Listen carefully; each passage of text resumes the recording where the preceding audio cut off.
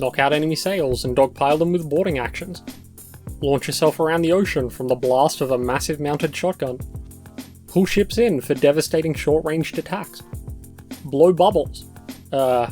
Okay, look, there needs to be a weapon for everyone, alright? G'day, I'm Wig, and it's time for an info dump about Seas of Strife, a single-player sandbox pirate game that I am developing. As promised in my last video, I wanted to go back over some of the systems that I've already created, and although that list is incredibly long, I think the most important system to touch on first is the combat. Seas of Strife combat starts on the world map. You buy a ship from the shipwright from a choice of 18 unique ships of 3 scaling qualities, then you hire some crew from a pool of 30 sailor types, each with different weekly wages and varying strength levels, which are used to both board and ward off borders. Then you equip some weapons out of a wide selection of 30 both strange and familiar weapon types taken from human history and straight out of a fantasy book. Not all of these selections will be available at the start of the game, so exploration of this game's fantastical world is an important part of outfitting your fleet with the best possible equipment that you can.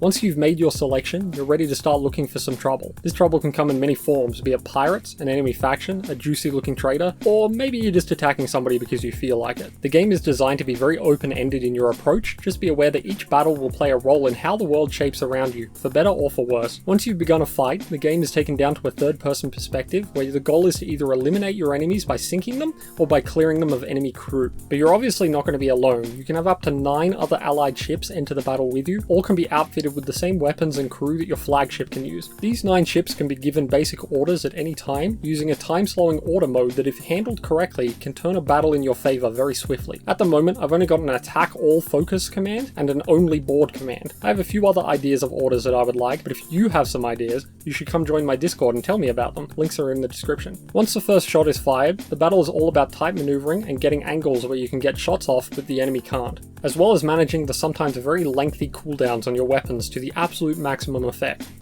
Unless you're using this particular gun, then you pretty much just get a free win.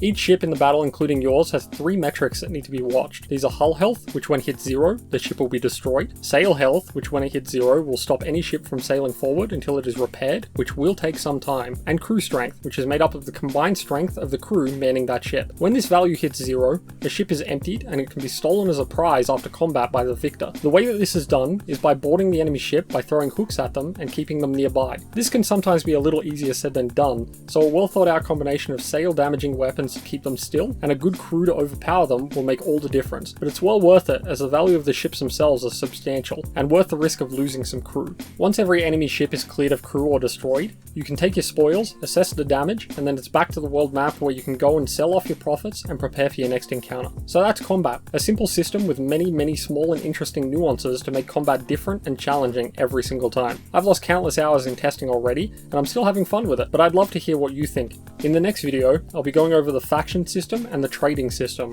which will be a pretty polarizing video compared to this one, but hey, in a sandbox game, you need to have some alternatives to just brute forcing whatever you want. So if you find this project interesting, make sure you subscribe, follow me on Twitter, and join my slowly growing, incredibly helpful community on Discord.